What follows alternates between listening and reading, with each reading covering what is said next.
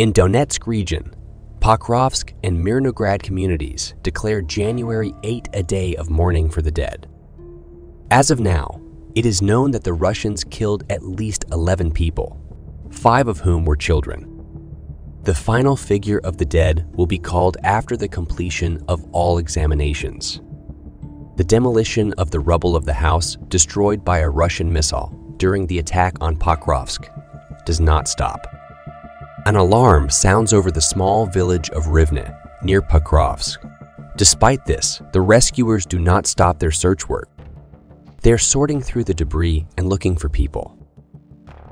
According to Larissa Borisenko, the head of the Pavlograd Search and Rescue Unit Antares, if there were living people at this location, she would be happy to find them. Today, we are already looking for the remains of dead people and bodies. Besha and Hana, search dogs sniff out everything around them and always lay on their stomachs. This means that there may be human remains here. The workers of the search mission take a small green bag and use their hands to find the remains of human bodies among the construction debris.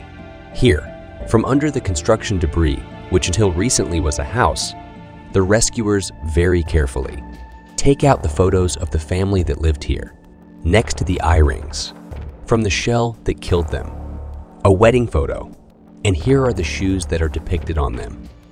3 generations of the same Samakvalov family lived here, neighbors say. They all gathered together for the holidays. The younger son, Alexander, with his wife, and 2 children, aged 3 and 7, came to his mother. She lived here with her 9-year-old grandson, whose father serves in the army.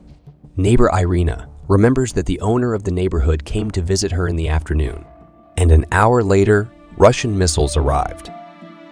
Irina Starodub, a resident of the village of Rivne, said, "She came at lunch around 2 o'clock, took milk, gathered the children. We survived, thank God. And you see there, they were overwhelmed." Rescuers retrieved the body of the youngest child, a 3-year-old girl and her mother, from under the rubble at dawn. Others are still being sought. Alexander, another neighbor of the victims, was himself injured by fragments of glass.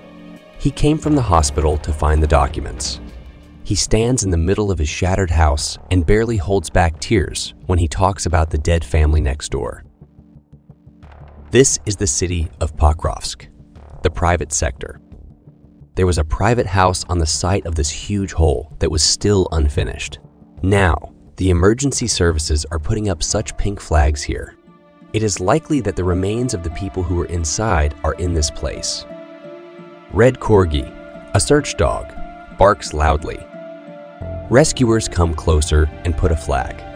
Next, they get body parts. The police have just brought cardboard boxes. This is where they will put the leftovers, because the white bag lying under the feet is already full. According to Volodymyr Molodchai, a resident of Pokrovsk, it roared. It broke the gas pipe, and such smoke was terrible. Volodymyr shows what is left of his house and his son's residence, which was built by the whole family. He and his wife survived.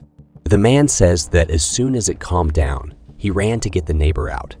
Volodymyr Molodchai, a resident of Pokrovsk, "I ran and pulled her out. She was crushed. Her head was bleeding. The house caught fire. The fact that the 2 houses simply disappeared, and in their place, there was a large ravine. Volodymyr saw only in the morning." He says that families of immigrants with 2 children lived in them.